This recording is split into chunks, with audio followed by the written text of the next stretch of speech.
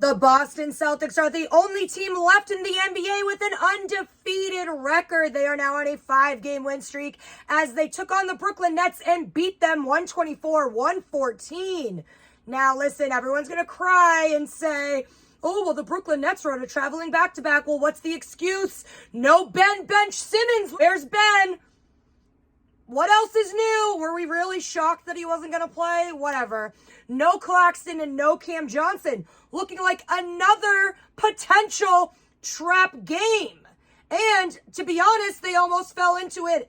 They actually lost the lead of this game at one point. But listen, largest lead of the night was 14 for the Celtics. They won the game by 10.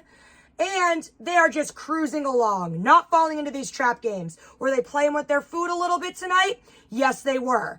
But it's hard when their competition is not on the same level as them. It's hard to maintain that momentum and that type of energy for a full 48. So I understand they managed to pull it together and get the win in Brooklyn. And our boy Tatum, he had his 10,000th career point, making another record for himself at only 19. Blows my mind. The boy is flaming hot. We love to see it. He only needed 16 points to reach 10,000 points tonight, and he got another double-double tonight. 32 points, 11 rebounds. They better have gave him that game ball. Kristaps Porzingis had 22 points and 7 rebounds. Drew Holiday was one shy of a triple-double. He had 18 points, 10 assists, and 9 rebounds. Jaylen Brown had 23 points. He was struggling from behind the arc. He went 2 for 11, shooting 3, but still managed to get in double figures. And no Derek White tonight. His wife is having another baby, their second in 2 years.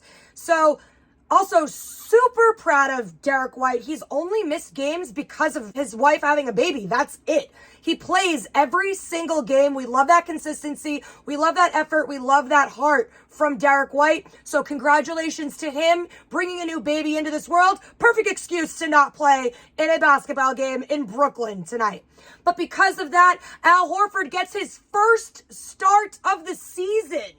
And like I said before, we have a big 6. So in any other team, Al Horford is not a bench player. So that's just showing you how good this Celtics team is. That their bench could be starters and their starters have to sometimes be on the bench. Speaking of bench, the bench points were at 21 tonight and Luke Cornett had 11 of them. Good for you, Luke. Hauser had 5 and Brissett had 5. This was also the 3rd straight game for the Celtics that they had 70 points or more at half. So the Celtics are just looking fucking fantastic. I really can't say anything bad about them. Do we need a little more depth in the center position? Sure. Love to see a little bit more bench production and bench points, a little more consistency there. But other than that, I have no complaints with this team. We are rolling right now. We look great.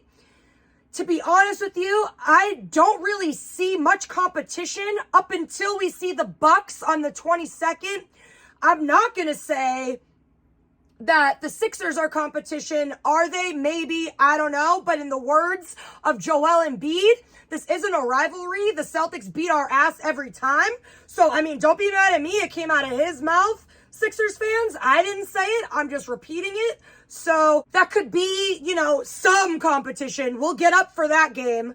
But the real competition, the real test in my mind will be against the Bucks, because up for grabs who's going to be the 1 seed or the 2 seed out of the Celtics and the Bucks. And the Celtics are looking more like the 1 seed every day. Celtics have really gone above and beyond to impress me so far this year. It's 5 games in.